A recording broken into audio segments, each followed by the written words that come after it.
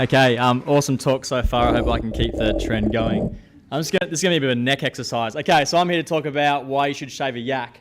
So the term I only just learnt the other week, it's a development term, a coda term. It means when you set out to do a task, to do that, so on and so forth, before shaving a yak, or what you're doing. This talk's also going to have a bit to do with Buckminster Fuller's precession theory, which means when you give yourself wholly to a task, an outcome perpendicular to what you're doing will also arise.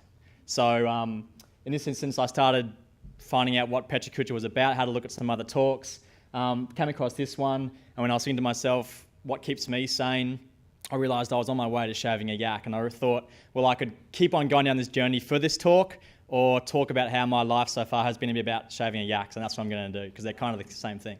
So 1998, I'm grade 12, I want to be an actor. I'm going to study drama. So 1999, I did a year of drama, which obviously led to building a house. I took the next year off and I went and lived in a tent for 3 months working on my parents' holiday house up in the Sunshine Coast in Queensland. Did that for a while, played around, thought I was maybe going to be a builder, but then I sort of missed university, so I started studying environmental planning. This has got nothing to do with it, I just thought it was a cool image. So environmental planning at Griffith University, I really enjoyed the rational thinking, and I loved drawing the trees, like I'm sure some of you architects do, with the straight edges and the little triangles that go into them. But after a year and a half of doing that, I still missed the creative stuff, so went back to uni, plugged a year of drama.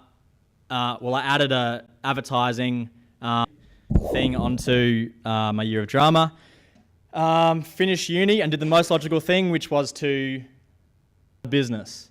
So me and my friend started a business in Brisbane called Joseph Mark. Worked in a back shed out of a house, dated sisters, lived together all in the same house. Did that for 3 years, but then because I'm a bit of a lateral thinker and opportunist, I didn't know if I wanted to do small business for the rest of my life. Hadn't been an employee yet, so I went to India and then moved to Sydney to work at Taronga Zoo. There I headed up the design department for 3 years, so we produced any visual communication piece that the zoo needed, whether it was digital or print or signage. Did that for 3 years, but by the nth meeting in a room where I realised I didn't have any emotion on my face, I realised I had to do something else, which was to produce the Bicycle Film Festival.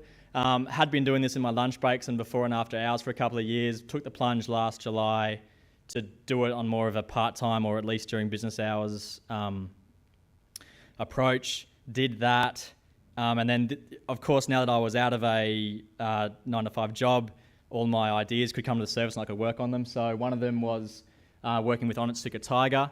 So this relationship came from working on the BFF. They've been a major sponsor of it for the last 3 years. So I now enjoy an awesome relationship with them where I produce events and video content and manage their social networks for them, which is fantastic. That led early this year to producing the Meaning of Mate series. 18 definitions on the word mate. If you hadn't have a look at it, look it up later on. It's pretty hilarious. Did this with a few friends, one of which I formed an agency called Producer with a J, which is basically part agency, part ventures firm. Then I needed a place to work. My fiancée Lauren had been working from home for 2 years. I'd been out for 6 months, so I thought, let's work somewhere together. The fantastic City of Sydney initiative on Oxford Street came up, put a proposal in, got this up for homework, which is up and running with some awesome people in it.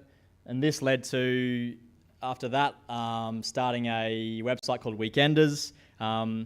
It's I guess, my first startup by that name, but I still kind of struggle to identify with that term, but it's happening and it's out there and it's really, really exciting. It's basically hand-picked places within a 3-hour drive of the capital city. Go on there and join up, please. And then that also, my love of outdoors and adventure, started another website called the Camping Website.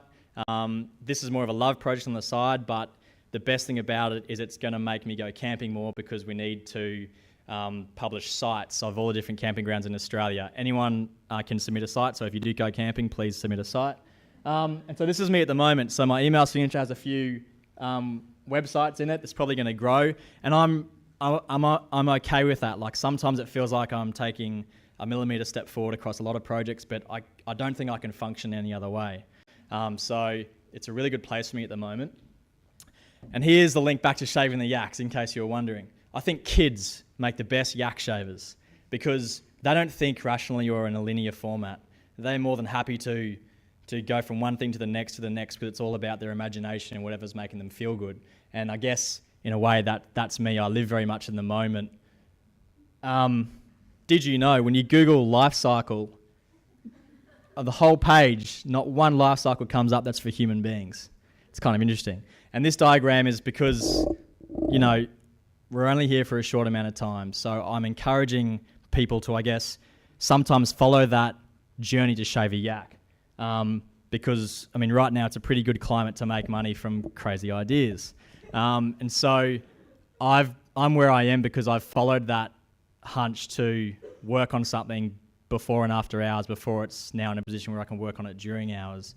And I think we're in a climate where we're all doing that. Everyone has a moonlight occupation.